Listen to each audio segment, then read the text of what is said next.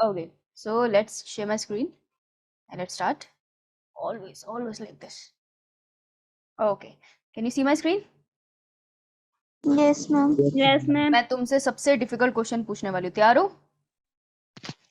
Yes, ma'am. तो भाई कौन सा चैप्टर चल रहा है? Human reproduction. Oh my god, Aryan ने सही जवाब दिया, very good Aryan. Human reproduction की बात कर रहे हैं। मेल पार्ट हो गया कि रहता है? हो गया मैम। हो गया मैम। अब फीमेल पार्ट कर रहे थे, फीमेल पार्ट हो गया कि रहता है? मैम हो गया है। फीमेल पार्ट भी हो गया है। अब हम लोग फर्टिलाइजेशन की बात कर रहे थे, तो हम लोग अब क्या पढ़ रहे हैं? Post fertilization events, right? Fertilization events.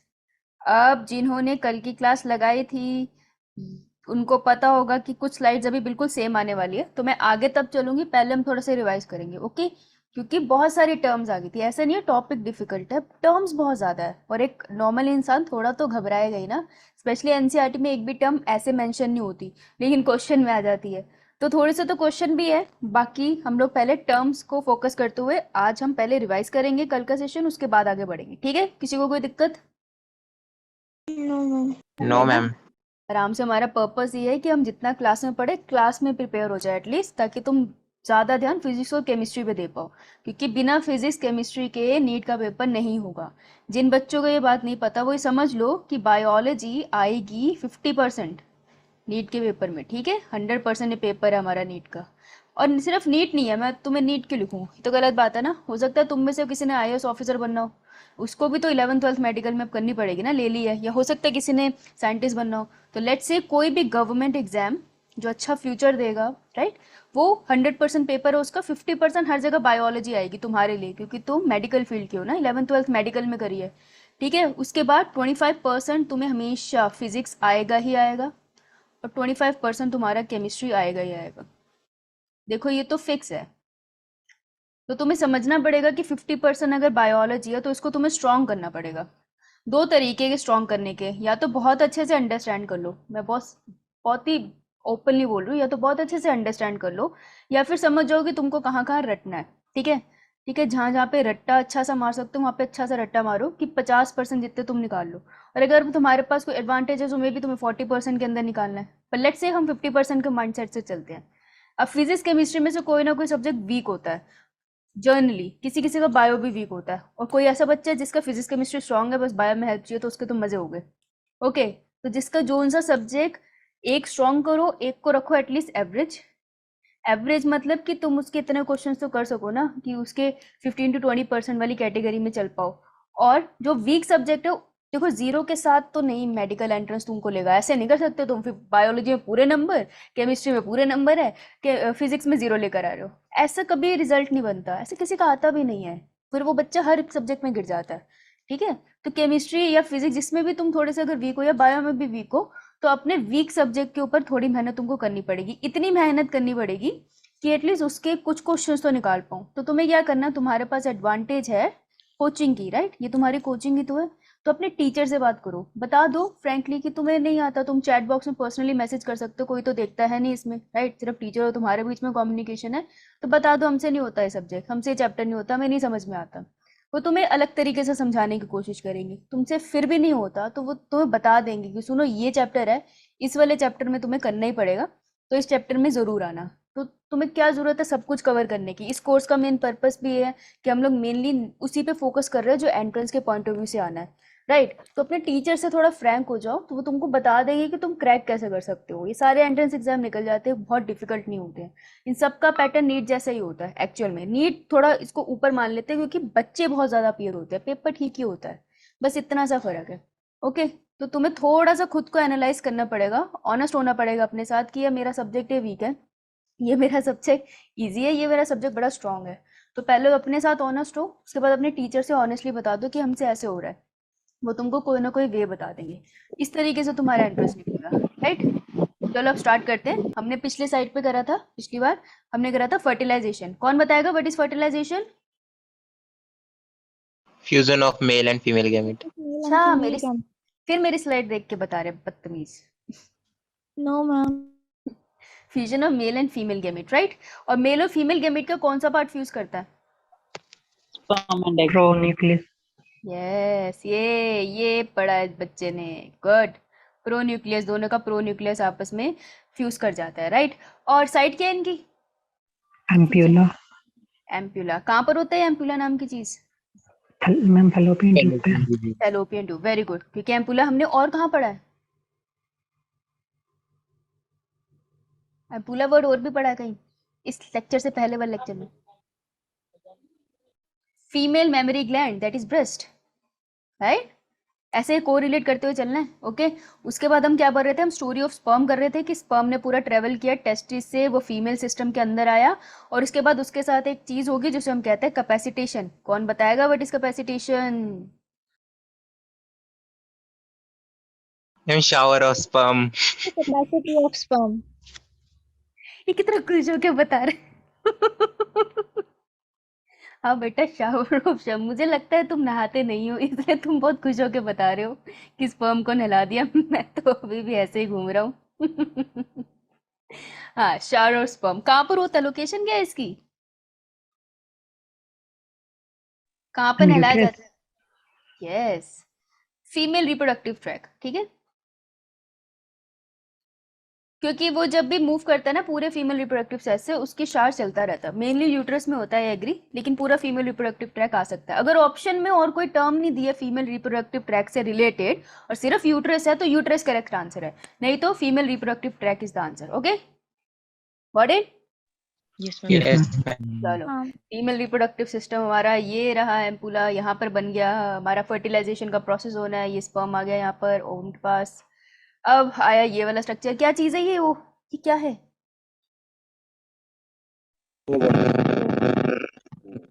Ovum. अच्छा, ये आउटर, ये रेडिएशन से क्या निकलते हैं? क्राउन की तरह। Corona radiate. Corona radiata. अंदर वाली लेयर का नाम क्या है जिसके ऊपर ये छोटे छोटे बल्ब लगे हैं? जोना पेलिसिडा। दोना पेलुसिडा के ऊपर ये बल्ब से क्या लगे हुए हैं? ठीक है, ZP3 रिसेप्टर। ZP3 receptor. क्या काम है इनका? स्पर्म की एंट्री को रोकना। No, what are you saying? Sperm enter इनसे अटैच होके होते हैं, रिकॉग्निशन साइट मैम फॉर। जी उसके बाद जब एक स्पर्म अंदर चला जाएगा तो ये उनको शेड ऑफ कर देंगे बाकी के एक्स्ट्रा स्पर्म्स को। हाँ, ये कुछ नहीं करते, अंदर से केमिकल रिलीज होते हैं तो इन रिसेप्टर्स को सरफेस से बाहर फेंक देते हैं। तो ZP3 रिसेप्टर का काम है कि ह्यूमन स्पर्म को रिकॉग्नाइज करना, ठीक है? जैसे Okay. मान लो अगर हम पेट्री डिश में माउस का sperm female human female egg के साथ फ्यूज करने की कोशिश करें, वो फ्यूज नहीं कर पाएगा क्योंकि ZP3 रिसेप्टर उसको पहचानेंगे नहीं। ओके, अच्छा, नेक्स्ट है वाइटलाइन मेम्ब्रेन और इसके अंदर है एग प्रोन्यूक्लियस। एग प्रोन्यूक्लियस कौन से स्टेट में है इस टाइम?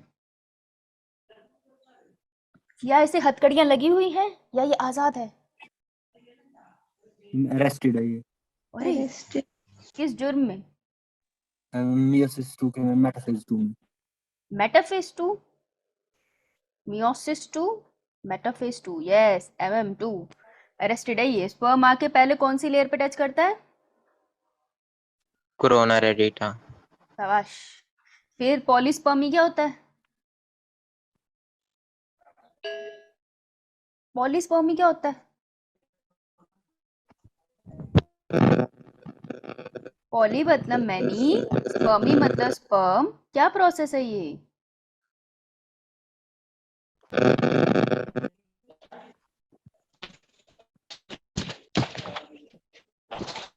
Many sperm को fertilize होने से रोकते हैं। हाँ, पॉलीस्पर्मी का मतलब है बहुत सारे स्पर्म एक ही ओवम को फर्टिलाइज करने की कोशिश कर रहे हैं, उसको रोकना इज पॉलीस्पर्मी, ठीक है? उसको रोकना इज पॉलीस्पर्मी, ओके? और वो दो ब्लॉक्स होते हैं, fast block and slow block. Fast block है डीपोलराइजेशन वाला और स्लो ब्लॉक में केमिकल रिलीज होते हैं जो ZP3 रिसेप्टर को डिस्ट्रॉय करते हैं। इतनी नॉलेज बहुत है, बहुत डिटेल में नहीं जाना है इसकी। नेक्स्ट, ये है हमारा जाइगोट, ये है हमारी जोना पेलुसिडा। अब ये है जो तुमने अभी बताया प्रोन्यूक्लियस मेल और फीमेल वाला, दोनों की पोलॉइडी NN। अच्छा, अब क्या हुआ?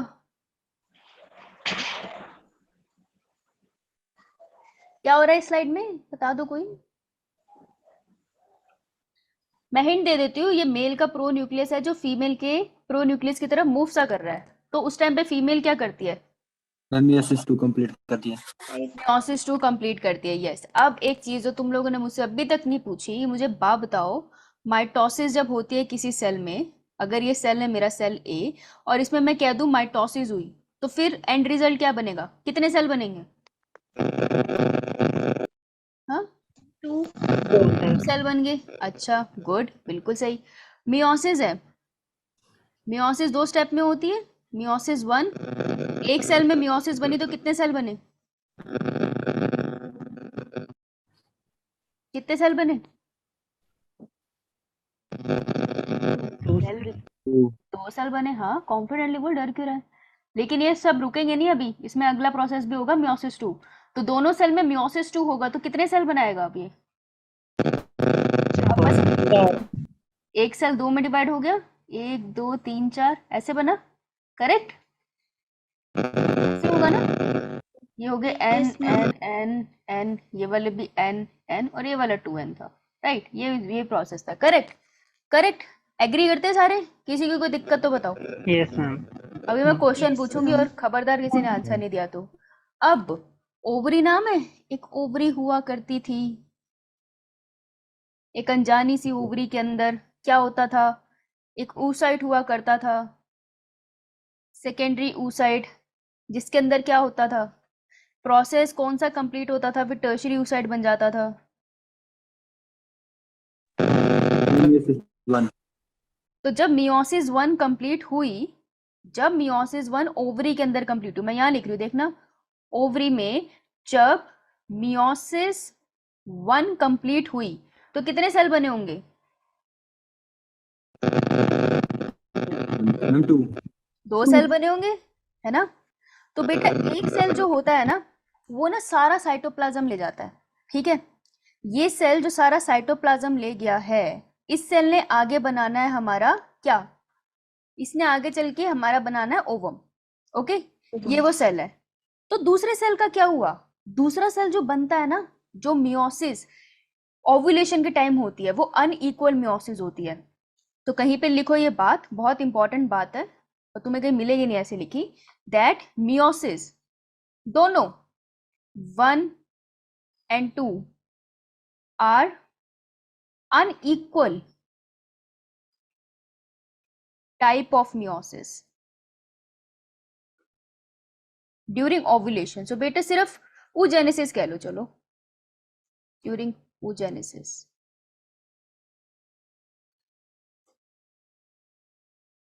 फर्टिलाइजेशन, क्योंकि फर्टिलाइजेशन के टाइम पे भी तो एक हो रही है ना उसके अंदर, राइट? चलो फर्टिलाइजेशन भी रह लो, ड्यूरिंग oogenesis, और ब्रैकेट में लिख लो with an human female egg, human लिख लेना। तो बेटा ये होती है अनइक्वल टाइप की डिवीजन। 2 सेल बनते हैं, एक सेल बनता है बड़े जिसके पास सारा साइटोप्लाज्म गया, वो आगे डिवाइड होकर ओवम बनाएगा, ओवुलेशन होगा और बाहर निकल जाएगा फेलोपियन ट्यूब में। जो छोटू सा सेल बना ना, इसके पास इतना कम साइटोप्लाज्म होता है कि ये सर्वाइव नहीं कर पाता। जेनेटिक मटेरियल इसके पास भी पूरा होता है, ये भी एन है और ये भी एन है, लेकिन ये छोटे वाले के पास इतना कम साइटोप्लाज्म होता है, ये सर्वाइव ही नहीं कर पाता। इस सेल को हम कहते हैं पोलर बॉडी। तो जब ओवरी के अंदर हम लोग देख रहे थे secondary oocyte, tertiary oocyte, graphene follicle, side में एक छोटा सा ये पोलर बॉडी भी बनती है, और ये पोलर बॉडी ना इस बड़ी बॉडी के साथ ऐसे अटैच ही रहती है, ऐसे छोटी सी। अब इसका एक्चुअल में क्या होता है ये साइंटिस्ट भी सही से जानते नहीं है, श्योर नहीं है, ठीक है? वो भी श्योर नहीं है कि इसका क्या होता है, तो हम अज्यूम करते हैं कि थोड़े टाइम के बाद ये खुद ही डीजेनरेट हो जाती है, ठीक है? तो ये होती है पोलर बॉडी जिसका कोई काम नहीं होता और ये इसके साथ लगी रहती है। ओके, समझ आई ये बात? समझ आई? इसे उतारो उतारो उतारो।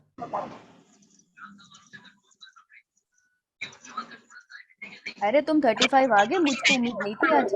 बेटा माइक बंद कर ले तो। गजल गजल दृष्टि, दृष्टि माइक बंद कर ले। यस, अगर सिर्फ डन बोलना हो तो तुम चैट में लिख सकते हो, ठीक है? कोई बात नहीं, माइक ऑन किया करो। ओके, इतना डन। पहली पोलर बॉडी बन गई। अब कहाँ पर कंप्लीट हुई है मियोसिस 2? मियोसिस 2 कहाँ कंप्लीट हुई है?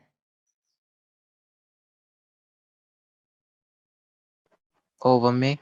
ओवम में कहाँ पर, किस स्टेज पे, कहाँ पड़ा ये ओवम, कहाँ पड़ा ये ओवम? सेकेंडरी oocyte बेसिकली मैं कहती हूँ ना इसे, तो सेकेंडरी oocyte बेटा कहाँ पड़ा था जब उसमें ये कंप्लीट हुई थी? बॉडी के किस पार्ट में है?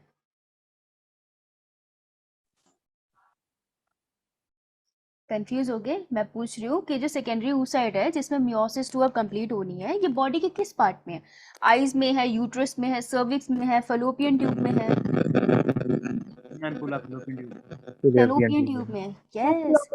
हाँ, तो एक बात बताओ, अगर इसमें मियोसिस मियोसिस 2 कंप्लीट हो गई तो बेटा डोंट यू थिंक कि ये भी 2 सेल्स बन जाएंगे? तो फिर तो ऐसे एक और सेल बना देना चाहिए, मुझे बनना चाहिए ना ऐसे। हाँ, बनता इसमें भी है, लेकिन एक सेल जो बना है वो कैसे साइज का बनेगा? छोटू साइज का। ये इतना छोटे साइज का होता है कि अनइक्वल होती है ना मियोसिस, तो यहाँ पर एक और पोलर बॉडी बनती है, क्योंकि ये सेकेंड पोलर बॉडी है तो इसको हम कहते हैं 2 डिग्री पोलर बॉडी और सेकेंडरी पोलर बॉडी। ओके, तो मियोसिस 1 कंप्लीट होने पे प्राइमरी पोलर बॉडी बनती है, मियोसिस 2 कंप्लीट होने पे सेकेंडरी पोलर बॉडी बनती है, और ये भी थोड़े टाइम के बाद रीजेनरेट हो जाएगी, सो ये भी इसके साथ ऐसी अटैच होगी।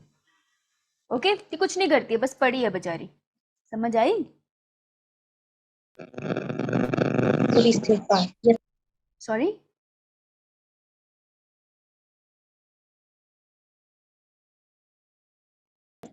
Yes. ओके, आगे बढ़ू? Yes, ma'am. अब देखो, ये देखो, ये अगर मैं बोल दूं स्पर्म वाला प्रोन्यूक्लियस है तो ये हमारा एग वाला सेकेंडरी oocyte है। ठीक है, ये बन गया 2n, that means it is a zygote. Correct, totipotent है, पूरा सेल बनाएगा। अभी एक पिक्चर आएगी जिसमें पोलो बॉडी दिखेगी तुम्हें, आई थिंक मैंने डाली थी। ये बेटा दिख रही है बाहर polo body? Yes. Exactly, polar body करती कुछ नहीं है, लेकिन वो पूछते हैं पोलर बॉडी। तो नीट में ये एग्जैक्ट क्वेश्चन है। आई थिंक मैंने जब तुम्हारा कल लास्ट क्लास होगी ना इस वाले चैप्टर की, तब मैं तुम्हें दिखाऊंगी। नीट का क्वेश्चन है पोलर बॉडी के ऊपर। वो पूछते हैं कि कहाँ पर बनती है पोलर बॉडी, स्पर्मेटोजेनेसिस के टाइम बनती है, oogenesis के टाइम बनती है, या during the process of fertilization बनती है, primary and secondary polar body. तो फिर उसके ऊपर एक क्वेश्चन भी है, तो तुम्हें पता होना चाहिए। अब समझ गए ना कहाँ बनती है? Yes, sir. चलो आ जाओ। जाइगोट की लोकेशन तुमको पता है, यहाँ पर है। अब ये प्यारा सा जाइगोट किस प्रोसेस के अंदर जाएगा? Cleavage, exactly. देखो ऐसे क्लीवेज होती है, देख रहे हो तुम? जैसे जादुई से तरीके से क्लीवेज होनी स्टार्ट हो गई है, इस तरफ जा रहा होता है और इसमें क्लीवेज होनी स्टार्ट हो जाती है। तो जब ऐसी स्टेज आती है जाइगोट की, जब उसमें 6 to 18 सेल्स हों, उसका स्पेशल नाम क्या था उसका, जाइगोट का? मोरुला, क्योंकि वो मलबरी जैसा दिखता है इसलिए उसको मोरुला कहते हैं। और फिर एक ऐसी स्टेज आती है बेटा जब उसमें तुम्हें एक सेल की लेयर बाहर की तरफ अरेंज दिखाई देती है और ऐसे कुछ सेल ऐसे छुपके से बैठे होते हैं नोब लाइक बन के। इसको हम क्या बोलते हैं? ब्लास्टोसिस्ट। और इसके बीच के खाली खाली स्पेस जो यहाँ पर है, जो ग्लाइकोजन से भर जाएगी, इसको क्या बोलते हैं? ICM। खाली से स्पेस को नहीं बोलते, ब्लास्टोसील बोलते हैं। आईसीएम तो ये रहा छोटू वाले सेल्स। ओके, और इन हर एक सेल को अगर मैं इंडिविजुअली बोलूं, हर एक सेल का क्या नाम होगा? Blastomer. Blastomere. Each cell is blastomere. Good, तो तुमको डिफरेंस याद है। गुड, कोई बात नहीं, थोड़ी बहुत गलती तो चलती है, इतनी सारी टर्म्स थी। सो क्लीवेज यहाँ स्टार्ट होगी, और क्लीवेज की हमें एक लाइन याद है कि overall size of the zygote will remain the same. ये क्वेश्चन हमने कभी गलत नहीं करना नेट में, ठीक है? ये हमें क्लीवेज दिखा रहे हैं, जिसमें इसने दिखाया माइटोसिस होती है, मियोसिस नहीं होगी अब, मियोसिस नहीं होगी अब, कोई मियोसिस करके नहीं आएगा। ओके, उसके बाद ये हमें क्लीवेज दिखा रहे हैं। देखो अब मुझे बताओ इसमें से कौन सी इमेज है जिसको मैं मोरुला लिखूं और कौन सी को मैं लिखूं ब्लास्टोसिस्ट? नंबर बता दो।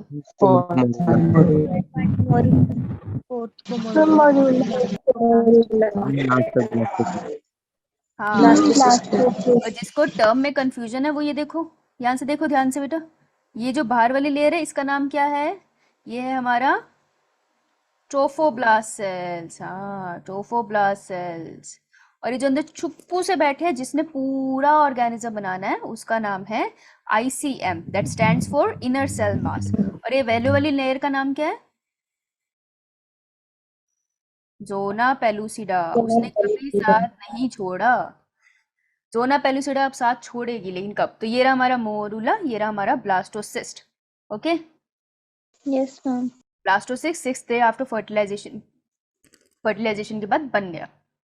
अब जोना पेलुसिडा बेटा कब साथ छोड़ेगी? ऐसा क्या हो गया जोना पेलुसिडा?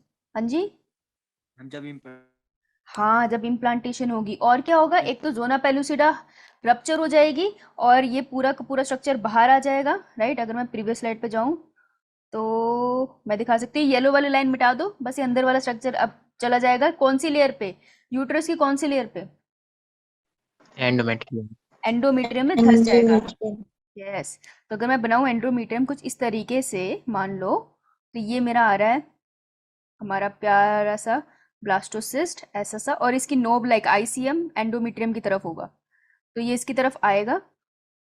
और पता है क्या, एंडोमेट्रियम भी बड़ी कमाल की होती है, पूरा ऐसे हाथ जैसा फैलाती है और पूरे के पूरे ब्लास्टोसिस्ट को अंदर एकदम निगल लेती है ऐसे। अब ये एंडोमेट्रियम है, देख रहे हो, पूरा अंदर चला जाता है, दिखेगा ही नहीं।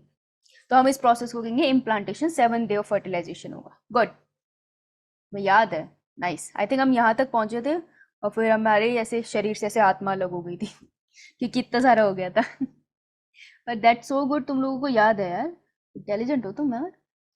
8th डे पे अब ये तुमको कहानी बताने वाले हैं यहाँ पर कि क्या होता है इनर सेल मास और ट्रोफोप्लास्ट सेल्स के साथ, क्योंकि बेबी हमने अभी तक नहीं बनाया। अभी तक मुझे कोई बता सकता है कि बेबी किससे बनेगा, ट्रोफोब्लास्ट से या इनर सेल मास से? बेबी की main body. Inner yes, Inner cell. Yes, very good. तो 4 मार्क्स तो तुम्हें यहाँ मिल गए। नीट तुम्हें इतनी डिटेल में नहीं पूछने वाला, ये तो मैंने तुम्हारे अंडरस्टैंडिंग के लिए इतनी डेफिनेशंस लिखी है।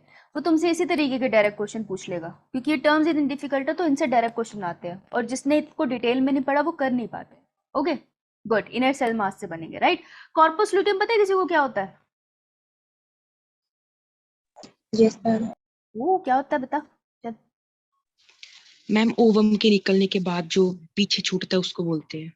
ओवम जब बाहर निकल, सेकेंडरी oocyte जब निकलता है तो उसके बाद जो बच जाता है वो पीछे उसको कॉर्पस लूटियम बोलते हैं। हाँ, जो सेकेंडरी oocyte निकलता है बाहर, पहले तो जो बाहर निकल रहा है ना, हम उसके लिए जो टर्म यूज करते हैं वो अभी भी हम यूज करते हैं सेकेंडरी oocyte, ठीक है। क्योंकि अभी भी इसमें मियोसिस 2 होनी कंप्लीट बाकी है, तो हम इसको ओवम जर्नली बाद में बोलना थोड़ा स्टार्ट करते हैं। जैसे फिलोपियन ट्यूब में जाके ये रेस्ट करने लगता है तब हम ओवम वर्ड बोल सकते हैं। तो बहुत बुक में कॉन्ट्रडिक्शन है, पर प्रेफर करते हैं इसको सेकेंडरी oocyte। तो अगर क्वेश्चन आए ओव्यूलेशन के बाद क्या रिलीज हुआ है, तो सेकेंडरी oocyte रिलीज हुआ है।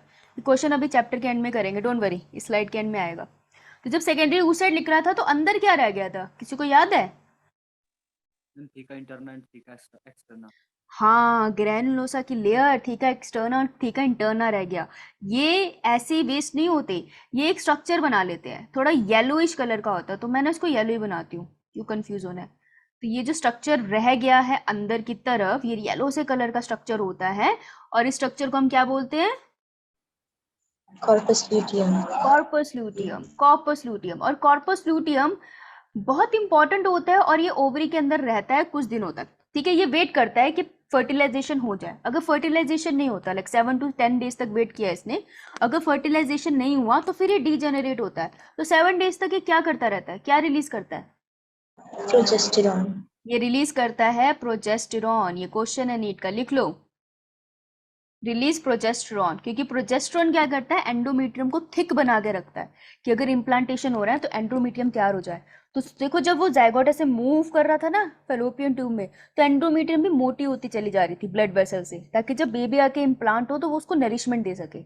और वो ऐसी जादू तरीके से मोटी नहीं हो रही थी, वो अपना साइज इसलिए इंक्रीज कर रही थी क्योंकि प्रोजेस्टेरॉन करवा रहा था, और प्रोजेस्टेरॉन आ रहा था कॉर्पस लूटियम से, ठीक है। तो कॉर्पस लूटियम मेंटेन करता है बॉडी को कि वो प्रेगनेंसी के लिए तैयार हो जाए इनिशियली। उसके बाद ये डीजेनरेट होगा इवेंचुअली, और फिर प्लेसेंटा ये काम करेगा। Okay, yes ma'am.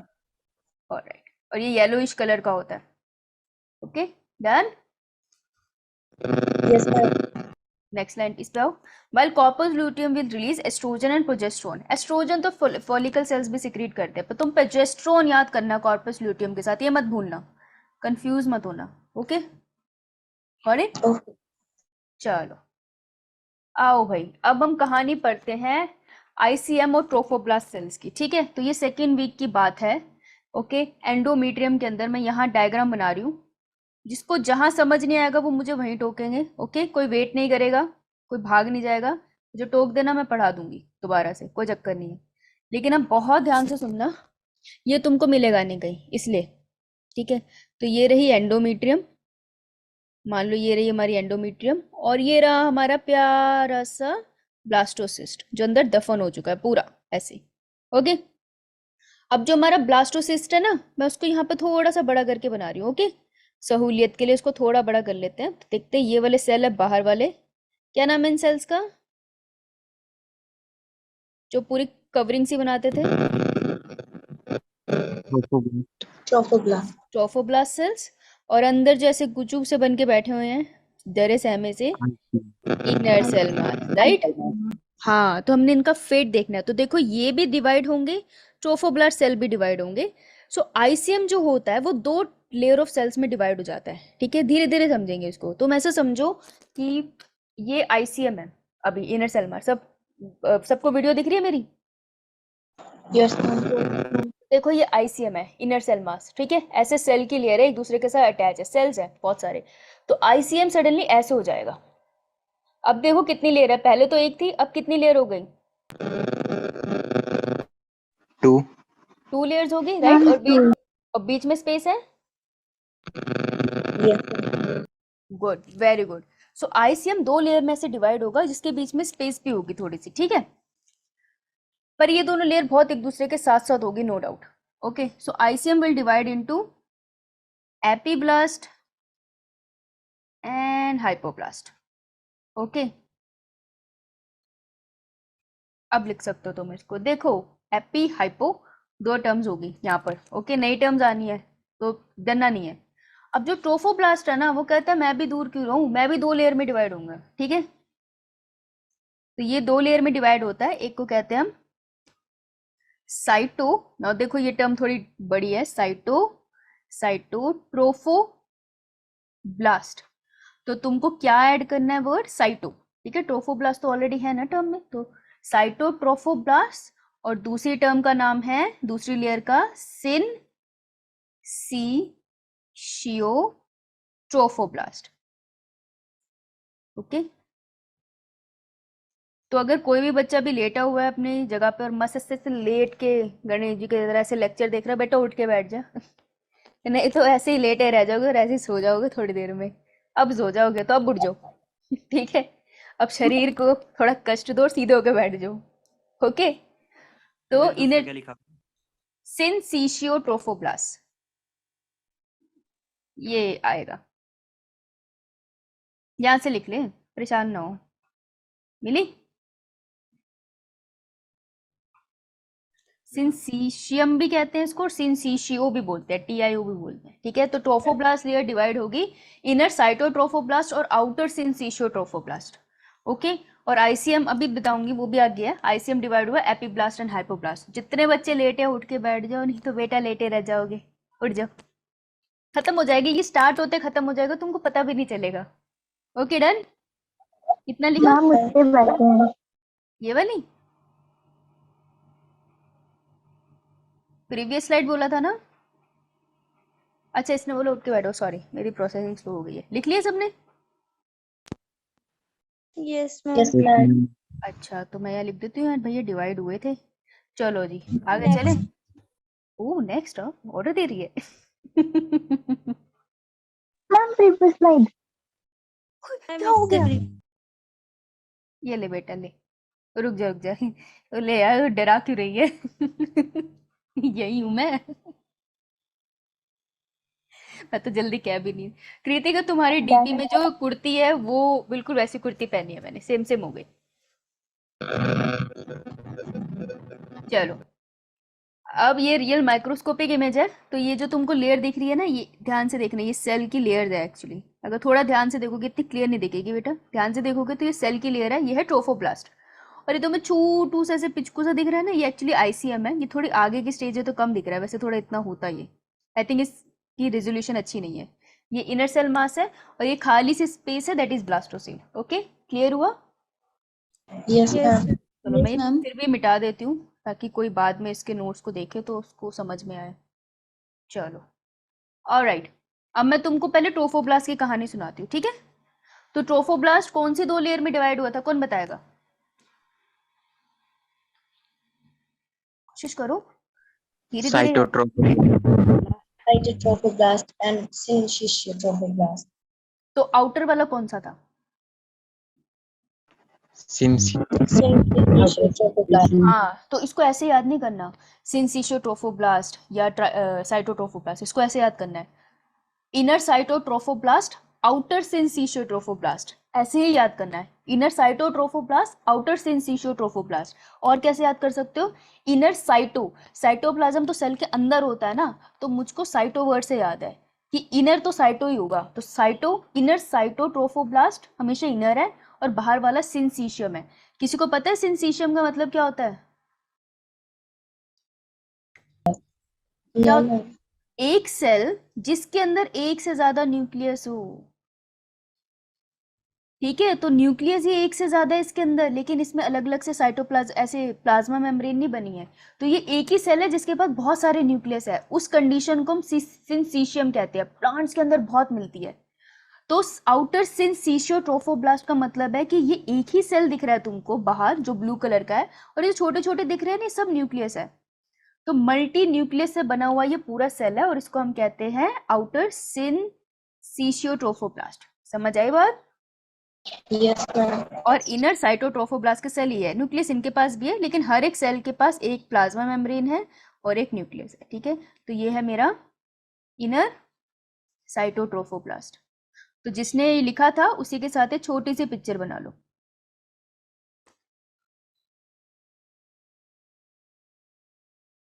ओके, और हमेशा इनर और आउटर वर्ड के साथ ही ये वर्ड बोलना है। Syncytium with cell with multiple nucleus. और बायो में ये बहुत बार आएगी ये टर्म, जब हम प्लांट वाला केस पढ़ेंगे ना, sexual reproduction in flowering plant, वहां पर भी बहुत आएगा ये सिंसिशियम।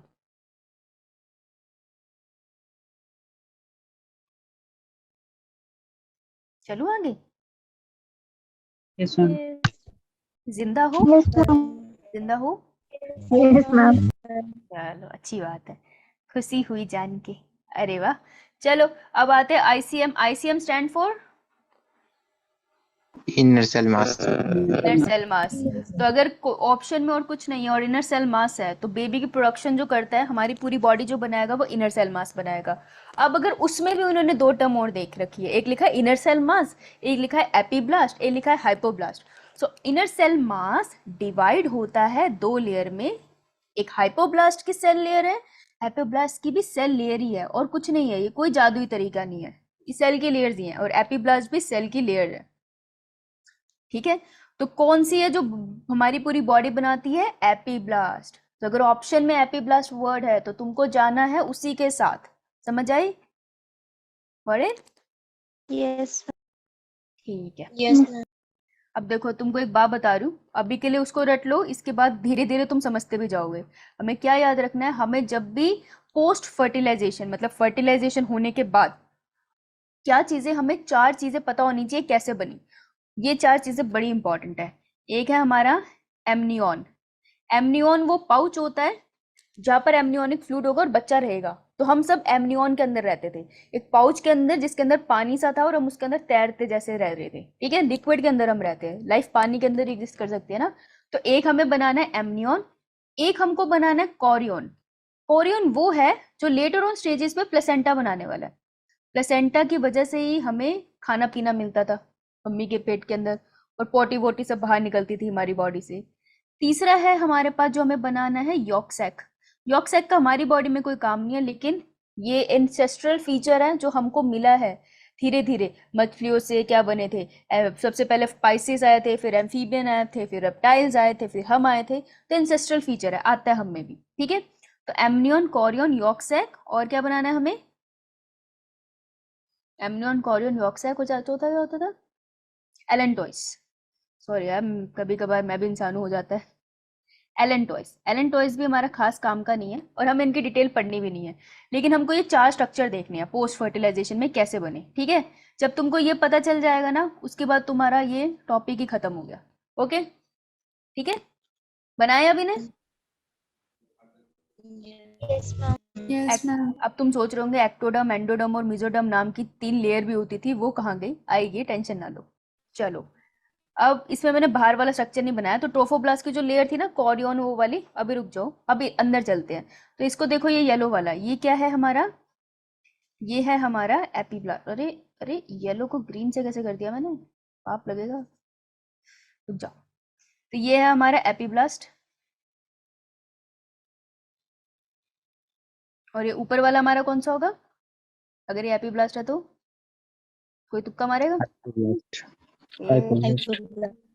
लड़के रिस्पॉन्स अच्छा देते हैं, गलत नहीं बोलते ये। Hypoblast, very good. ठीक है, लेकिन मैम लड़कियां भी अच्छा लेती हैं। हाँ हाँ, लड़के भी अच्छा देती है, लड़के भी कोई गलत जवाब नहीं दिया ना किसी ने अभी तक, तो फिर तारीफ तो करनी पड़ेगी ना, छोड़ कैसे सकते तारीफ करना। ठीक है, अब देखो, देखो यही लिखवा रही हूँ, कई लिख लो फटाफट, छोटे से चीटिंग वाला नोट है ये। ठीक है, हाइपोब्लास्ट ही है जो बनाएगा यॉर्कसैक, हाइपोब्लास्ट ही है जो बनाएगा हमारे कॉरियन, हाइपोब्लास्ट ही है जो हमारा बनाएंगे एलेंटॉइस। देख रहे हो, तीनों चीजें तो इसी ने बना ली, तो क्या बचा? कौन से एक स्ट्रक्चर रह गया? Amnion. एमनियो, यस, इस बेचारे ने यही बनाना है, बाकी इसने बेबी बनाना है। ओके, इतना समझ आ गया, ये चीट नोट्स है। Yes, ma'am. तो अगर कोई क्वेश्चन आ गया तुम बैक ट्रैक कर सकते हो।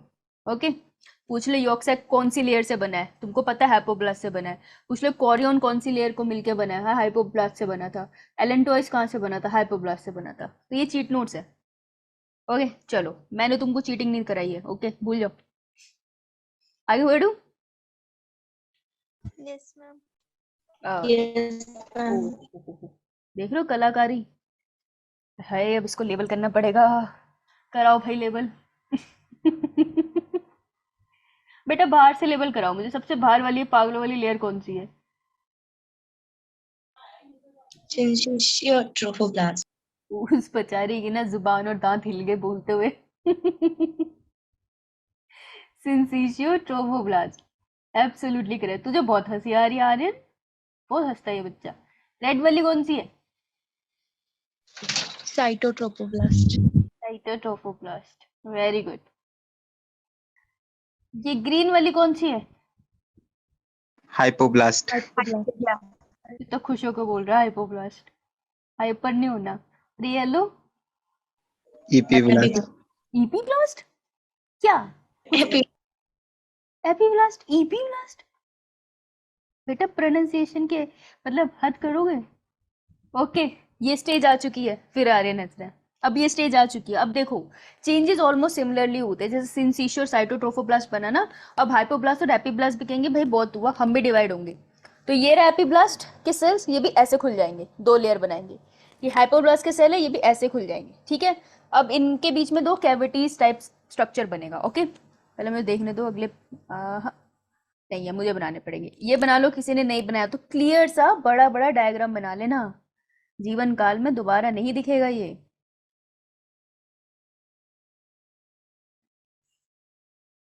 अब हम इसको खत्म करेंगे क्योंकि अब हमारे पास टाइम भी बहुत ज्यादा नहीं रहा। आई एम किडिंग, बहुत टाइम है। डन, जल्दी कर लो, मेरा ध्यान इधर उधर भटक रहा है। Okay, Ma'am, wait. ओ No, ma'am. क्या नो मैम? मैं वेट ना करूं उसका, चले आगे।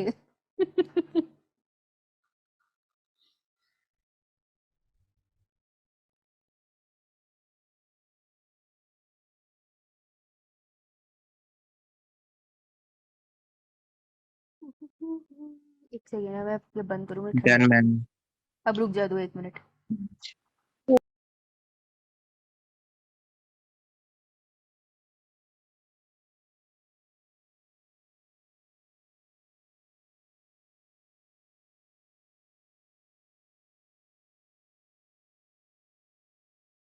ठंड से मेरी एक बाजू कट गई है, लेकिन मैं इस हाथ से लिख रही हूँ तो मैं लिख सकती हूँ। यस, चलो लेट्स मूव ऑन। अब देखो मैं इसी कलर से बना रही हूँ, येलो एपीब्लास्ट, ठीक है। तो जो एपीब्लास्ट की लेयर थी, अब देखो एक एक सेल तो मैं बनाऊंगी नहीं, मुझे इसी जीवन में खत्म करना है इसे, ठीक है। तो ये एपीब्लास्ट की लेयर है और ये 2 लेयर में से फट गई है, okay. So this is my epiblast, right. पर मैं अब एपीब्लास्ट नीचे को लेबल नहीं करूंगी, अब मैं ऐसे लेबल करूंगी। चालाक हो गया अब हम, ध्यान से देखना। तो ये है एपीब्लास्ट, ठीक है। एपीब्लास्ट की जो लेयर है ये से फट गई है, 2 लेयर्स में डिवाइड हो गई है, ठीक है। तो अगर ऊपर वाले को मैं एपीब्लास्ट बोल रही हूँ तो नीचे वाले को मैं क्या बोलूंगी, एमनियन। तो ये एमनियन की लेयर नीचे वाली होगी, ऊपर वाली एपीब्लास्ट की लेयर होगी। सेल सेम है लेकिन थोड़े फंक्शन डिफरेंट हो गए हैं। और ये जो बीच में कैविटी है ना, इसको क्या बोलते हैं, एमनियोटिक स्पेस। और इसके अंदर क्या भरा पड़ा होगा, एक लिक्विड। उस लिक्विड का नाम है, हो गया क्या क्या हो गया, फ्लूइड। नहीं बेटा, उस लिक्विड का नाम है एमनियोटिक फ्लूइड। कभी किसी पिक्चर में या ऐसे नहीं सुना कि जो बेबी होता है वो पानी के पॉलिथीन के बैग की तरह एक अंदर होता है, वो पंचर करते हैं फिर बेबी को बाहर निकालते हैं। तो वो जो बैग सा होता है ना उसका, वो एमनियन ही होता है। उसको निकालते हैं, अंदर लिक्विड होता है जिसे एमनियोटिक फ्लूइड कहते हैं। तो बच्चा ना यहाँ बड़ा होने वाला है। तो बच्चा बनेगा कैसे, देखो एपीब्लास्ट से बनेगा अंदर की तरफ ऐसे, समझ आई क्या कहा मैंने अभी।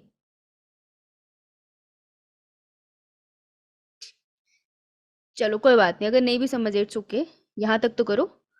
तो ये एपीब्लास्ट डिवाइड हो गया किस में, मैं यहाँ लिख रही हूँ। एपीब्लास्ट की लेयर है वो ऐसे खुल सी गई, तो एक तो एपीब्लास्ट की लेयर ऐसे ही रहेगी और दूसरी वाली बन गई एमनियन नीचे की तरफ, ठीक है। Clear, yes ma'am. ठीक है। अब हाइपोब्लास्ट कहता है मैंने पीछे क्यों रहना है, तो एपोब्लास्ट ग्रीन कलर से बनाया था, ग्रीन से बनाते हैं, तो हाइपोब्लास्ट की लेयर भी डिवाइड हो जाती है, ठीक है। तो वो भी 2 लेयर्स में डिवाइड होगी, पर वो थोड़ी बड़ी वाली तरीके से डिवाइड हो रही है ऐसे। अभी मैं पीछे वाले डायग्राम में तुम्हें एडिट करके दिखाऊंगी तो तुमको ज्यादा अच्छे से समझ आएगा, ठीक है। तो ये ऐसे खुल जाती है, बीच में स्पेस दिख रही है तुमको, यस मैम। इसको मैं अभी इस वाली साइड को हाइपोब्लास्ट कहूंगी, ठीक है। तो अभी भी हाइपोब्लास्ट एपिब्लास्ट के ऊपर बैठे हैं, और ये जो पूरी की पूरी स्पेस है इसको मैं क्या कहूंगी अब, योक सैक। एम्प्टी होता है ये, कुछ खास नहीं होता है इसके अंदर, ठीक है। तो ये बन गई हमारी योक सैक, समझ आई। Yes ma'am. तो 2 Yes, चीजें ma'am. बन गई, एक मेरा बन गया एमनियन, दूसरा मेरा बन गया योक सैक। अब मुझको क्या बताना है, कोरियन, ओके। अब मुझे क्या बनाना है, कोरियन, ऑलराइट। तो इतना बना लिया सबने। Yes ma'am. Yes ma'am. अब देखो इसी पिक्चर को मैं कैसे एडिट करूंगी, बड़े ध्यान से देखना। अभी जिंदगी आसान थी ना, थोड़ी सी मुश्किल करती हूँ मैं तुम्हारी, रुको। ये बना दी मैंने लेयर। कौन सी लेयर बना रही हूँ मैं, कोई बता पाएगा, कौन सी लेयर। साइटोट्रोफोब्लास्ट। कितनी खुश होके बोल रही है बच्ची, अच्छा लगा मुझे। हाँ साइटोटोफोब्लास्ट बना रही हूँ। हंस रही है, बेटा माइक बंद करके हंस ले, मैं सुन गया। साइटोटोफोब्लास्ट, अरे ये पूरा कवर्ड है भाई, छेद नहीं है बीच में, ठीक है। साइटोट्रोफोब्लास्ट की ये लेयर है। अब देखो योक सैक के कुछ सेल्स बाहर निकल जाते हैं, अब ध्यान से सुनना, थर्ड स्टेप बता रही हूँ, ओके। सो थर्ड स्टेप है, योक सैक के कुछ सेल्स बाहर निकल आते हैं और वो चारों तरफ से कवर करने लग जाते हैं ऐसे। तो ये कुछ इस तरीके से कवर करेंगे। गंदा डायग्राम हो गया, काम करो मैं नेक्स्ट पेज पे बनाती हूँ। इतना बना लिया सबने, यस मैम। मुझे लिखने की जरूरत है कुछ या अंडरस्टूड है,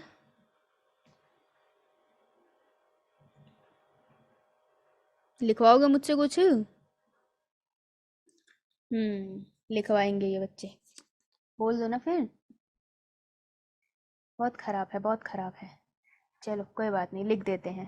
कहाँ गया, लो बताओ।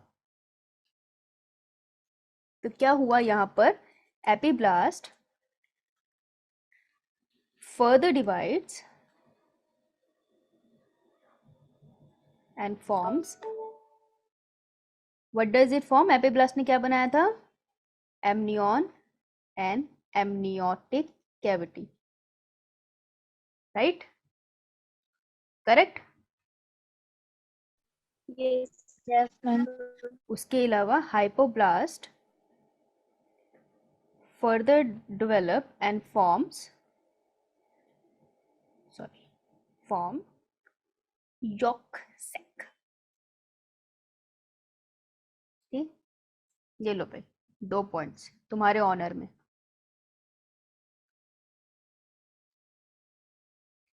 और अगर चाहते हो लिख दूँ तो बोल दिया करो, इतना हिचकिचाने की जरूरत नहीं है। क्या होगा, मैं थोड़ा मुंह ही बनाऊंगी। डन? Yes, ma'am. अब देखो बहुत उसमें बना रही हूँ रफ में, क्योंकि पिछले डायग्राम में बहुत अच्छे से बना दिया मैंने ऑलरेडी, है ना।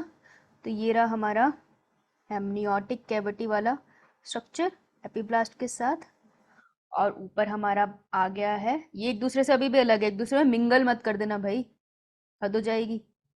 ये होगा योक सैक वाला स्ट्रक्चर, करेक्ट। और जो बाहर है वो हमारा है, जो उस बच्चे ने बहुत प्यार से बताया, साइटोट्रोफोप्लास्ट, करेक्ट। अब देखो क्या होगा, देखो बहुत ध्यान से देखना। आप कुछ सेल्स योक सैक के बाहर निकल आते हैं और कवर करने लग जाते हैं स्पेस को, ठीक है, ऐसे। तो जहां जहां मैं वाइट बना रही हूँ वो कवर कर रहे हैं, कुछ सैक योक सैक के बाहर निकल के कवर करने लग जाते हैं इस खाली स्पेस को, ठीक है, ऐसे।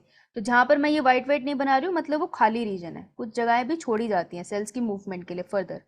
ज़्यादा दिमाग नहीं लगाना है हमने, हमें बस क्या समझना है कि हाँ भाई ये कोर सेल की लेयर आ गया है याद करने के लिए फॉर टाइम भी।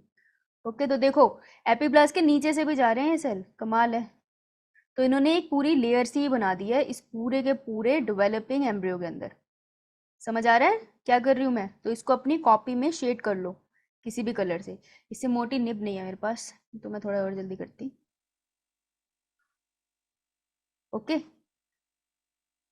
तो ये जो वाइट वाले है ये सेल की लेयर है, और इसका स्पेशल नाम है, इनको हम बुलाते हैं बड़े ही प्यार से और ऑनर के साथ एक्स्ट्रा एम्ब्रियोनिक मेम्ब्रेन। कहाँ चला गया, इलाहाबाद चला गया वो तो, ये रहा एक्स्ट्रा एम्ब्रियोनिक मेम्ब्रेन। क्वेश्चन क्या बनता है इससे, एक्स्ट्रा एम्ब्रियोनिक मेम्ब्रेन किससे ओरिजिनेट हुई थी, भाई? From yolk sac से। Some cells from yolk sac covers the entire developing embryo. Okay, covers the developing embryo and known as forms the.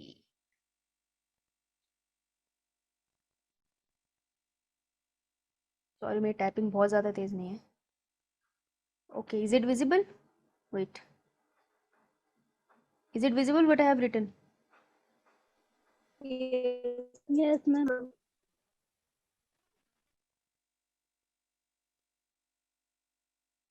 अब विजिबल होगा, राइट?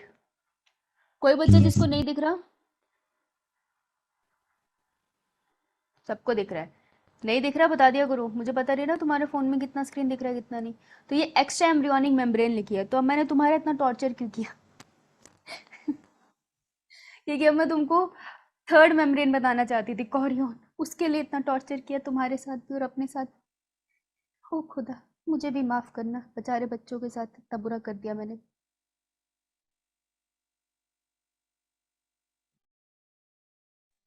बाल्टी बुझाऊंगी, बता मेरे को। बाल्टी? बेटा बाल्टी कहाँ से आ गई बीच में? क्या कर रही है ये बच्ची?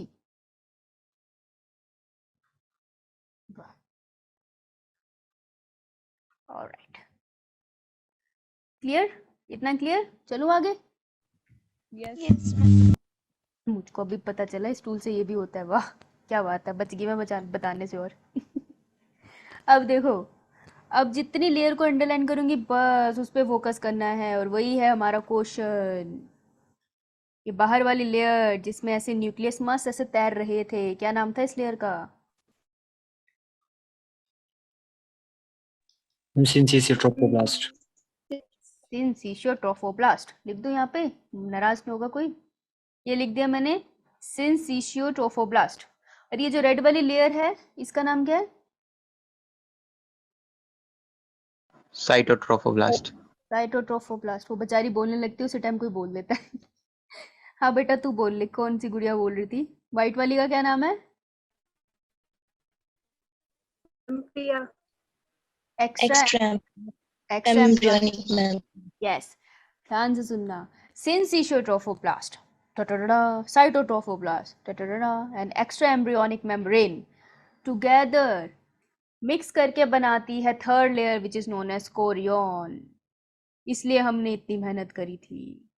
तो जो थर्ड लेयर बनाई थी कोरियन, वो इन तीनों के मिक्सचर से बनती है। समझ आई?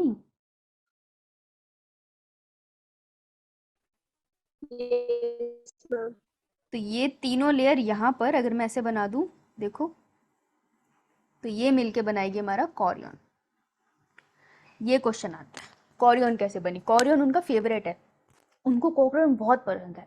ठीक है, तो कोरियन के ऊपर क्वेश्चन आएगा, syncytio trophoblast cytotrophoblast and extra embryonic membrane. कभी बताएंगे नहीं ये कैसे बनी थी, लेकिन कोरियन पे क्वेश्चन पूछ लेंगे, इसलिए मैंने तुमको इतना पकाया है। ठीक है, Yes, ma'am. और कोरियन इन फ्यूचर क्या बनाएगा? क्यों डालना चाहते हैं हम कोरियन? क्योंकि इन फ्यूचर कोरियन हमारा बनाएगा प्लेसेंटा। प्लेसेंटा ही तो बहुत जरूरी है, राइट? इसलिए बस इतना, ये दो दो क्वेश्चन निकलते हैं यहाँ से 4 मार्क्स के बस। अब मैं तुम्हारे को एक चीज यहाँ बता दूं नेक्स्ट पेज पे। Yes, ma'am. Yes, ma'am. सारी बच्ची की आवाज बैठ गई, लिख लिया ये? Yes, ma'am. कुछ ना कुछ तो याद हो गया होगा आई थिंक, है ना? कुछ तो याद हो गया होगा। अब हमने इतनी बार ये टर्म रिपीट कर लिया है कि नहीं? आई थिंक सिंसिशियो ट्रोफोब्लास्ट और साइटोट्रोफोब्लास्ट तो याद हो गया होगा, इतनी बार हो गया। अब तुम बोलोगे फिर से Yes, डायग्राम बना लिया है भगवान, क्या है? बेटा मैं ये बताना चाहती हूँ कि ये बीच में जो गैप थे वो तो ठीक है, तो ये बीच में जो पूंछ से बना दिए ये क्या है? तो ये जो लाइन है ना वाइट वाली, वो है, ध्यान से देखना। इसको मैं अब ब्लू से दिखाने, ब्लू भी नहीं यार, येलो से दिखाती हूँ। ये वाली जो लाइन है ये हमारा बनाएगा फ्यूचर अम्बिलिकल कॉर्ड। ओके, मैं फ्यूचर लिख रही हूँ क्योंकि भी पूरी बनी नहीं है ना, तो ये फ्यूचर एम्बिलिकल कॉर्ड बनाएगी। तो जो फ्यूचर एम्बिलिकल कॉर्ड है ये मैंने तुमको क्यों बताई, क्योंकि ये जो यॉर्क सैक है यहाँ से कुछ सेल इसमें भी मूव कर जाते हैं, ध्यान से देखना, दिख रहे हैं? तो यॉर्क सैक के कुछ सेल्स इसके अंदर भी मूव कर गए। ये हमारे बनाता है चौथा स्ट्रक्चर, क्या नाम था उसका? एलेंटोइस। एलेंटोइस थोड़ा वेस्ट मटेरियल स्टोर करने के काम आता है, पर ह्यूमन में इतना यूजफुल नहीं है। ओके, कोई फंक्शन पूछेगा भी नहीं। तो एलेंटोइस कैसे बना अगर मैं बताऊं इसे, तो allantois is formed as some cells from yolk sac moves towards future umbilical cord। तो इस तरीके से हमारा एलेंटोइस बनता है। Got it?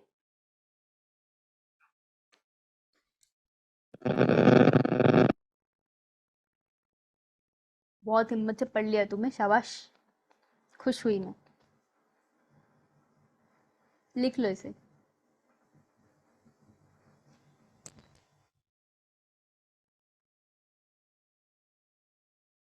चलूं आगे?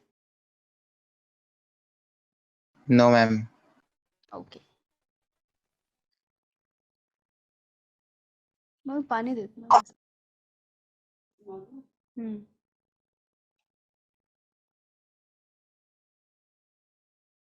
Done ma'am. Okay, alright. तो इधर आओ, पीछे आओ। हाँ गई वो 4 लेयर दिखाई गई थी। हाँ भाई, अब बताओ एमनियन किसकी फर्दर डेवलपमेंट से बना? कौन सी लेयर थी वो डेवलपिंग जाइगोट की? एपिब्लास्ट। कॉरियन किन 3 लेयर से बना? Syncytial trophoblast, cytotrophoblast, and extraembryonic membrane. Very good. Yolk sac किससे बन रहा था? Hypoblast. और Hypoblast. एलेंटॉइस? एपिब्लास्ट। हाइपोब्लास्ट। और कॉरियन इतना इंपॉर्टेंट क्यों है? क्यों पागलों की तरह से बढ़ रहे हैं? क्योंकि इससे प्लेसेंटा बनता है आगे। फ्यूचर प्लेसेंटा बनने वाला है। वेरी गुड, शाबाश, गुड। सो देखो ये फीटस हमारा और ये प्लेसेंटा। तो अभी तो चलो इतना हो गया। ये एक डायग्राम मिला था मुझे अच्छा, हाइपोब्लास्ट और एपिब्लास्ट दिखाने के लिए। इनर सेल मास से बने हैं ये, और ये ट्रोफोब्लास्ट की लेयर है। सो ये डिवाइड होना स्टार्ट होगी अभी, और ये ब्लास्टोसील कैविटी। ये डायग्राम अच्छा था इसलिए सोचा मैं तुम्हें दिखा दूँ। ठीक है, लेयर क्लियर है सबको? कोई दिक्कत? No ma'am. मैम एक बार फिर से स्लाइड बता दो। कौन सी वाली? ये वाली? कौन सी वाली? मैम प्रीवियस वाली। ये वाली? Yes ma'am. हाँ हाँ, देख ले देख ले। अब अब अब मैं तुमको एक चीज बताने डन वाली हूँ मैम। जो तुमको बस ये बताएगा बेबी कैसे फॉर्म हुआ है। ठीक है, बस अब लास्ट पॉइंट पे आ गए हम। ओके, अब हमारा एक प्रोसेस आता है जिसे हम कहते हैं गैस्ट्रुलेशन। Okay, gastrulation. तो एक बड़ा सिंपल सी बात है, what is the difference between cleavage and gastrulation. ठीक है, तो मैं तुम्हें गैस्ट्रुलेशन बताती हूँ, तुम मुझे फिर क्लीवेज के रिस्पेक्ट में इसका डिफरेंस बताना। ओके, तो गैस्ट्रुलेशन क्या होता है? Movement of cells. ठीक है, movement of cells within developing embryo. Okay, तो जो तुम डेवलपिंग एम्ब्रियो कर रहे थे अभी तक, तुम क्या कर रहे थे? एक सेल डिवाइड हुआ, एक सेल डिवाइड हुआ। अब ना सेल डिवाइड हो गया, और इन्हीं सेल ने अब आगे चल के अपना अपना पर्टिकुलर काम करना है। डिसाइड हो गया इन्होंने क्या बनना है। ठीक है, इनको पता चल गया है। अब इनको अपनी अपनी जगह पे मूव करना है। जैसे कि पीछे जाऊं मैं और यहाँ दिखाऊं कि ये जो एपिब्लास्ट सेल्स है इस रीजन में, ये रेड कलर से दिखा रही हूँ मैं। ठीक है, इस रीजन में इसको पता है कि इसके कुछ सेल्स ने जाके ब्रेन बनाना है, और उसको पता है इसके कुछ सेल्स ने जाके मेरा हार्ट बनाना है। दो अलग लोकेशंस है ना, तो इनको अपनी रिस्पेक्टिव लोकेशन पे मूव करना पड़ेगा। ठीक है, तो जब वो रिस्पेक्टिव लोकेशन पे मूव करते हैं, सेल्स को पता होता है उन्हें कहाँ मूव करना है, तो उस मूवमेंट को कहते हैं गैस्ट्रुलेशन। समझ आई गैस्ट्रुलेशन क्या होता है? समझ आई? Yes, ma'am. तो गैस्ट्रुलेशन होती है movement of cell within the developing embryo to their respective position, to their respective position, मतलब उनको पता है कहाँ जाना है। ओके, अब क्वेश्चन आता है, मूवमेंट तो ठीक है लेकिन मूव कैसे करेंगे? अमित कहाँ घूम रहे हो बाहर? हाँ जी पे चढ़ा ले, बंद कर भैया कैमरा। चलो हमने अमित को भी देख लिया, बाहर घूमता हुआ लेक्चर लगा रहा है। ये देखो, ये कमाल है। तो देखो, अब मैं यहाँ बनाती हूँ सिर्फ हाइपोब्लास्ट की लेयर। ये है हमारा एपिब्लास्ट। ओके, और उसके ऊपर पड़ा है हमारा हाइपोब्लास्ट। बेशक एमनियोन नीचे है और यॉर्क सैक ऊपर है, डजंट मैटर। तो ये मेरे हाइपोब्लास्ट वाले सेल है, राइट? और ये Yes, मेरे ma'am. एपिब्लास्ट के सेल्स है। अब मुझे एक बात बताओ, अगर एक रूम है, ओके, कंडीशन है, क्वेश्चन है, सोचना। ओके, तो अगर एक रूम है और उस रूम में दो रूम्स है, एक है रूम ए, एक है रूम बी। एक रूम के अंदर, इस रूम के अंदर 100 इंडिविजुअल्स है। ओके, 100 इंडिविजुअल्स है, तो इस रूम में कहीं पे भी, मतलब हर जगह पे एक दूसरे के ऊपर चढ़े हुए हैं। अब मान लो इसको, ये ब्लू वाले को इस जगह से इस जगह पर आना है। ठीक है, 1 पॉइंट से 2 पॉइंट पर आना है। कैसे आएगा?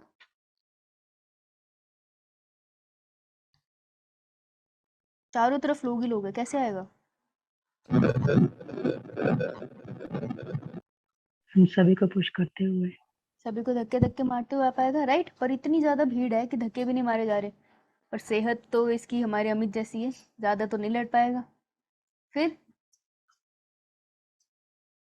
और अगर मैं सेकंड कंडीशन करूं कि मान लो मैंने इसमें से 100 की जगह 50 लोग बाहर निकाल दिए, सिर्फ 50 लोग हैं इस रूम के अंदर, क्या अब ब्लू अपनी 1 पोजीशन से 2 पोजीशन पे आराम से आ जाएगा? Yes, ma'am. क्यों? क्यों? इतना अरे कोई रीजन तो होगा। स्पेस क्रिएट हो जाएगा। हाँ, फॉर मूवमेंट सेम चीज होती है, for movement of cells space is required, same चीज है। किसी को भी मूव करने के लिए जगह तो चाहिए ना, नहीं तो वो कैसे मूव करेगा? तुम सोचो कैसे टॉर्चर करोगे। एग्जैक्टली वैसे ही सेल्स के साथ कंडीशन है कि सेल्स को भी मूव करना है अपनी स्पेसिफिक लोकेशन पे, जहाँ उनको जाके कुछ स्ट्रक्चर बनाना है, तो उनको मूव करने के लिए जगह चाहिए। ओके, तो अब मैं नेक्स्ट इस पे जा रही हूँ, प्रीवियस पे। देखो, एपीब्लास्ट के सेल्स को भी बनाना है, हाइपोब्लास्ट तो बनाता भी नहीं है, लेकिन ये एपीब्लास्ट के जो सेल्स है ना, ये रेड रेड कलर कुछ नहीं है, ये red red colour basically cells है। इनको भी अलग अलग जगह पे जाना है, किसी को बाहर जाना है, किसी को अंदर रहना है। तो अगर इनको सेल बनाने हैं, अपनी अपनी जगह पे जाना है सेल्स को, तो इनको जगह चाहिए, तो जगह बननी स्टार्ट होती है। तो देखो जगह कैसे बनती है, ध्यान से देखना इसे। कभी तुमने देखा है जैसे पानी मिट्टी के ऊपर से जाता है तो उसमें से लाइन सी बन जाती है अंदर की तरफ, नोटिस किया? ये चलो उसी चीज को यहाँ बनाते हैं। मान लो ये एपीब्लास्ट है, ओके, ध्यान से देखना, एपीब्लास्ट के सेल्स है। धीरे धीरे ना, नेचुरली देखा गया है, अपने आप से होता ही है, जादू की तरह ही धीरे धीरे ना यहाँ पर डिप्रेशन सी बनती चली जाती है अंदर की तरफ। डिप्रेशन समझते हो, ऐसे गड्ढा सा, मतलब ये पहले प्लेन सा था, मान लो ये बिल्कुल प्लेन सा था, फिर धीरे धीरे इसमें से गड्ढा सा बनता जा रहा है अंदर की तरफ, तो ऐसे डिप्रेशन सी बनती जा रही है, और फिर वो जाके एक छोटे से होल में एंड हो जाती है डिप्रेशन। ओके, तो ये एपीब्लास्ट है। हाइपोब्लास्ट कहाँ पड़ा होगा? इमेजिन करना, अब देखो ये इमेजिनेशन से समझा सकती हूँ मैं, और कोई तरीका है नहीं। पीछे इसके हाइपोब्लास्ट पड़ा है, ओके, इसके पीछे सारे हाइपोब्लास्ट के सेल्स हैं, ऐसे इसको इमेजिन करना है।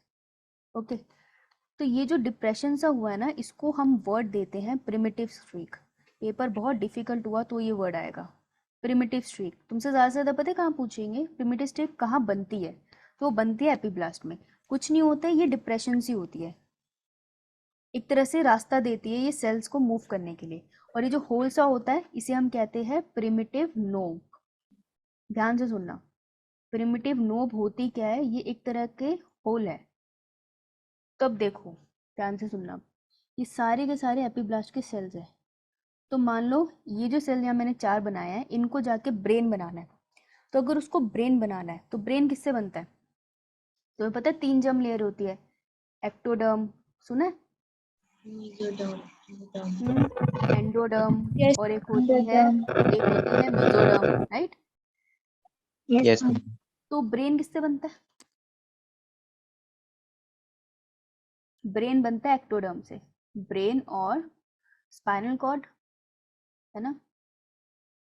और जो तुम्हारी एपिथेलियल लेयर होती है ना, तुम्हारी स्किन, वो भी इसी से बनती है, एपिथेलियल लेयर।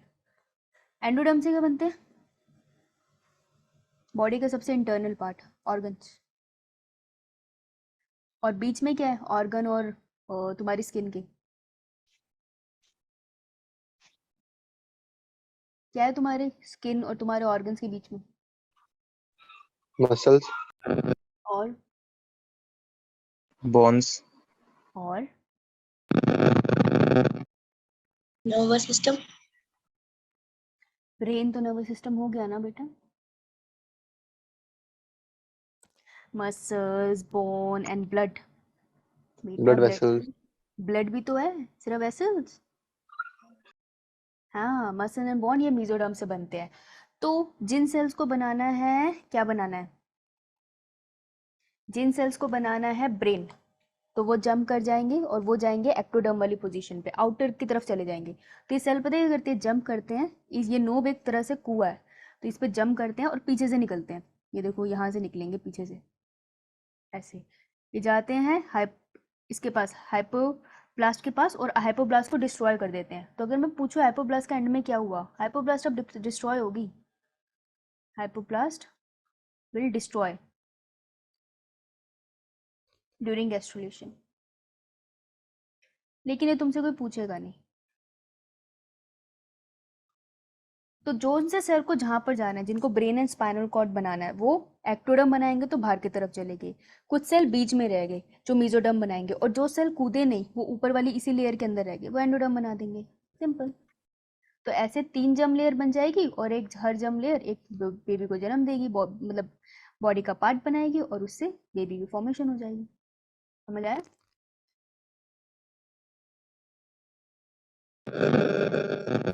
मैम हाइपोब्लास्ट को डिस्ट्रॉय करना ही क्यों है फिर?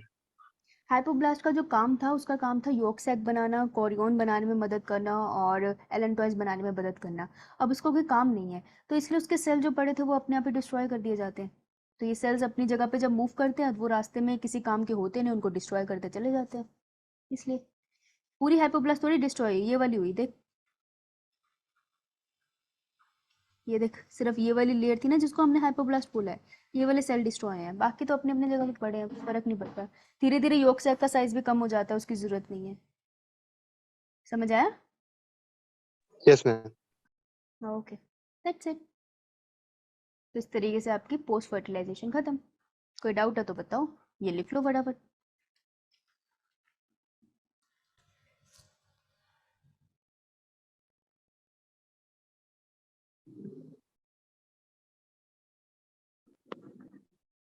अभी डिफिकल्ट था ये वाला, पर तुमने अच्छा किया। हाँ, अभी आंसर सही है तुम्हारा, और तुम हो अभी भी क्लास में, बड़ी बात है।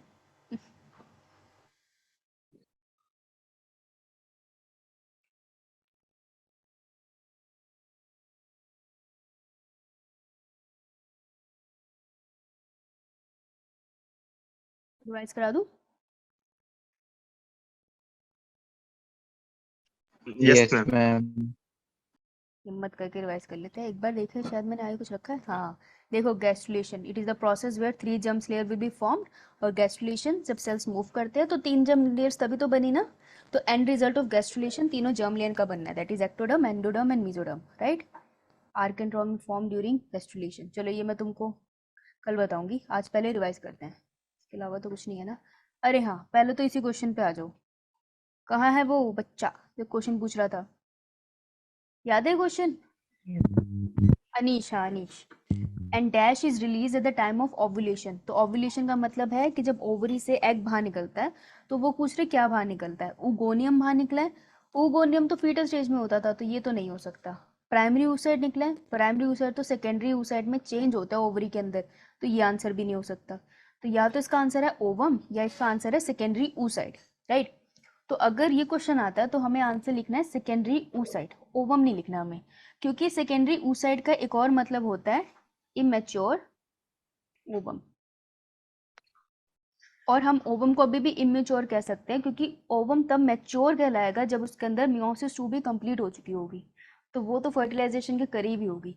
तो इमेच्योर ओवम को हम सेकेंडरी oocyte कहते हैं, तो इस आंसर में हम सेकेंडरी oocyte लिखेंगे ओवम की जगह। अगर ऑप्शन में सेकेंडरी oocyte नहीं होता और कोई वर्ड होता और ओवम होता, तो फिर हम ओवम पे जाते हैं, ठीक है। तो सेकेंडरी oocyte ज्यादा सही टर्म है, अगर ये ऑप्शन में नहीं है तो ओवम होगा। समझ आया?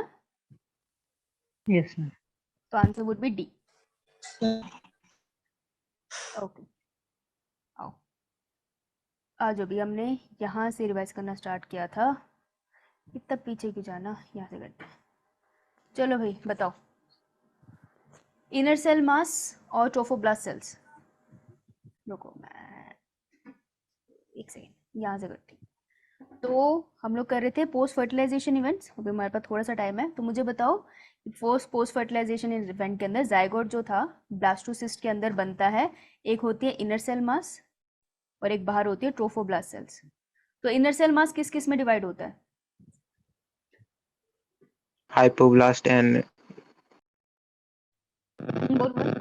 Epiblast. Hypoblast and epiblast, okay. Hypoblast के बारे में बात करते हैं पहले। पहले एपिब्लास्ट की करेंगे, एपिब्लास्ट की डिस्कशन हुई थी। एपिब्लास्ट किस में डिवाइड होता है आगे, क्या बनाता है? एमनियोन। Amnion, amnion. उसके अंदर कुछ होता है एमनियन के अंदर? एमनियोटिक फ्लूइड, ठीक है। और बाकी का बचा हुआ एपिब्लास्ट आगे क्या बनाएगा? बाकी के बचे एपिब्लास्ट में क्या बनता है? वो एक गड्ढा सा और एक नोक सी बनती थी।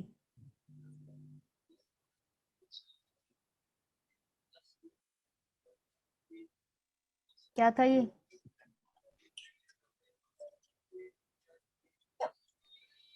No. Primitive streak and primitive node. याद आया? Yes, ma'am. ये हुआ था हैप्पीब्लास्ट Yes. के साथ। ओके, हैप्पीब्लास्ट किस किस में डिवाइड हुआ? सबसे पहले किसने क्या बनाया? Yolk sac. Good. Yolk sac के सेल ने सब कुछ कवर कर लिया अंदर का। उसने क्या बनाया? वाइट सी लेयर थी।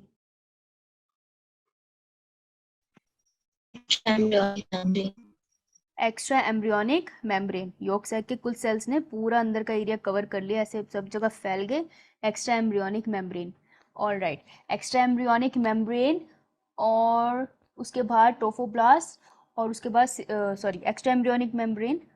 ठीक है, यहाँ तक ठीक है। और हाइपोब्लास्ट ने कुछ बनाया था यॉर्क सैक के पार्ट में? किसी में वो एक्सटेंड होके एक और लेयर कुछ बनाते हैं? Yes, ma'am. Chronic. नहीं, एलन टॉयस था वो। Future embryonic code. Extra embryonic membrane बनाती है आपकी अम्बिलिकल कॉर्ड, है ना? जो हाइपोब्लास्ट होता है वो एलन टॉयस बनाता है। देखो क्या हो गया, कहाँ गया मेरा? ये देखो, एलन टॉयस बना था ना एक्स्ट्रा एम्ब्रियोनिक मेम्ब्रेन से, येलो वाला, राइट? अब जो स्ट्रक्चर की तुम बात कर रहे हो उसको मैं डायरेक्टली हाइपोब्लास्ट से नहीं कह सकती ना। वो किससे बनता है? जो कॉरियन की लेयर होती है वो किससे बनती है? 3 लेयर से बनती है। क्या नाम है उनका? Syncytial फिर cytotrophoblast, और embryonic membrane. Extra embryonic membrane, right? Syncytiotrophoblast, cytotrophoblast, extra embryonic membrane, इससे बन गया हमारा chorion, right? Very good, good good good good. हाँ जी साहिल बोलो। मैम कॉरियोनिक विलाई और कॉरियन सेम चीज है फिर? नहीं, कॉरियोनिक विलाई और कॉरियन सेम चीज नहीं है। ये जो कॉरियन बनता है ना, ये जो लेयर एक साथ बनती है, ये इसमें लेयर फिर बाद में फिंगर लेग प्रोजेक्शन में चेंज हो जाती है ऐसे ही, ठीक है? but that will happen on trophoblast, right?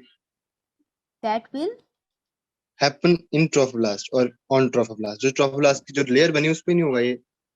Trophoblast की लेयर ही तो है सिंसिशियोट्रोफोब्लास्ट एंड साइटोट्रोफोब्लास्ट। और क्रॉनिक विलाई उसी पे होगी? हाँ, ये जो सिंसिशियोट्रोफोब्लास्ट है, ये देखो, ये दिख रहा है, राइट हैंड साइड बना रही हूँ मैं।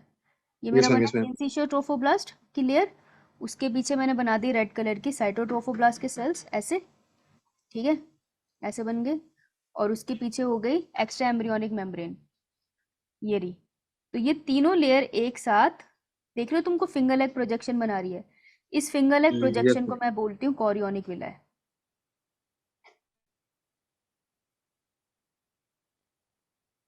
तो ये ट्रोफोब्लास्ट की दोनों लेयर के साथ प्लस एक्स्ट्रा एम्ब्रियोनिक मेम्ब्रेन की लेयर का मिक्सचर है। जैसे हाथ है ना, तो पहले जो बना था वो ये बना था, कॉरियन ये था।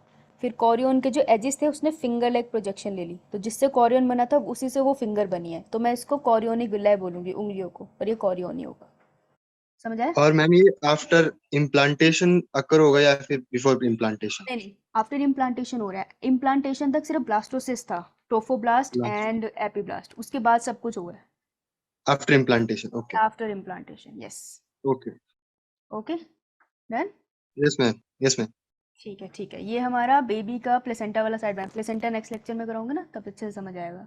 अभी सर नहीं आए हैं, कोई बात नहीं, आगे चलते हैं। उसके बाद क्या हुआ? उसके बाद अरे प्रिमिटिव स्ट्रीक बना के एक्टोडर्म, एंडोडर्म और मीजोडर्म भी बन गए। हाँ, बस इतना ही करा था आज हमने। हमारा आधा लेसन तो पिछला रिवाइज करने में चला गया था ना। बताओ, किसी को कोई डाउट है?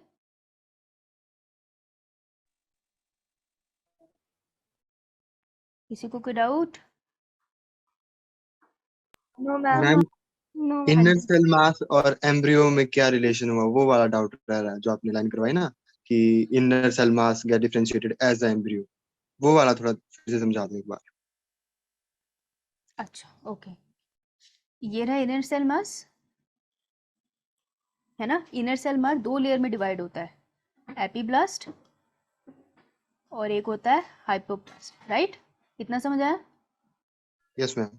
एपीब्लास्ट का एक पोर्शन डेडिकेट हो जाता है एमनियोटिक कैविटी बनाने में, एमनियन एंड उसकी कैविटी, राइट।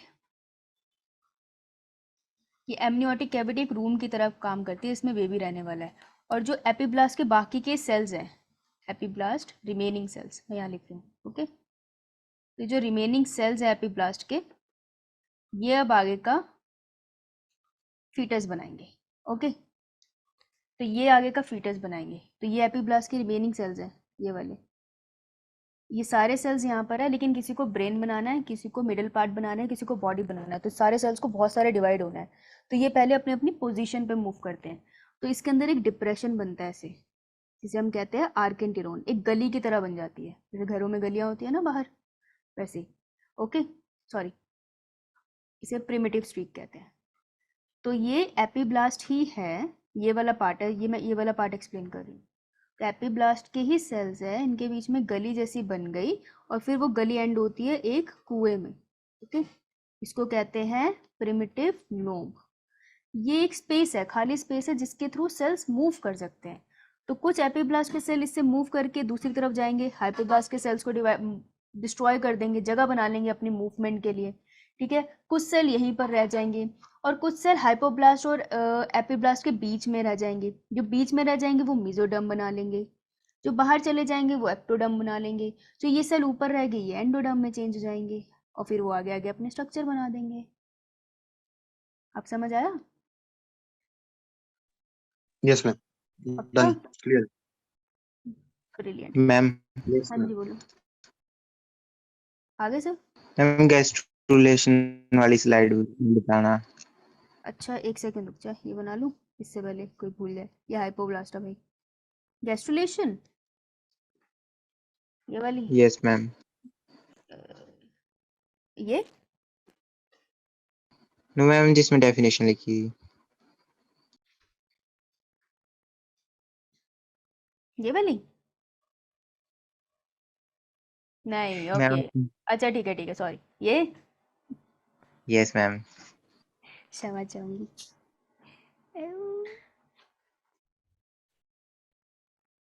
मैम सॉरी थोड़ा लेट हो गया। अरे कोई बात नहीं सर, आ गए आप। हेलो सर, कैसे हो आप? मैं तो अच्छा हूँ मैम, आप तो बढ़िया। अभी सब लोग बस सब सही चल रहे हैं ना, क्योंकि अभी आई थिंक कोविड का एक पीक आया है जिसमें बहुत सारे हाँ, लोग को दोबारा आ इन्फ्लुएंस। गया। हाँ, तो लेकिन वो मतलब वो स्टैटिस्टिक्स जो होता है ना, उसका डेथ्स जो होता है हाँ किसी पैंडेमिक का, तो वो जनरली हमेशा पीक छोटा बना बना के गिरता है। और हमारा तो वैसे भी थोड़ा भी रेसिस्टेंस भी क्रिएट हो गया वैक्सीनेशन के थ्रू, बट अब आया है, सबको आया है। शायद से बहुत लोग को मैं जरूर बोलूंगा कि अभी केयर केयर मतलब इतना केयर फ्री नहीं रहना, थोड़ा सा अभी। मास्क पहन लेना भाई, ये जो बाहर घूम रहे थे क्लास के बीच में भाई मास्क पहन के घूमा करो। ये घूमते हुए क्लास ले रहे थे सर देखो ये अलग चल रहा है ये तो है। चलो भाई, ये लिख लिया सबने, कर दूं bye? Yes, ma'am. Yes, ma'am.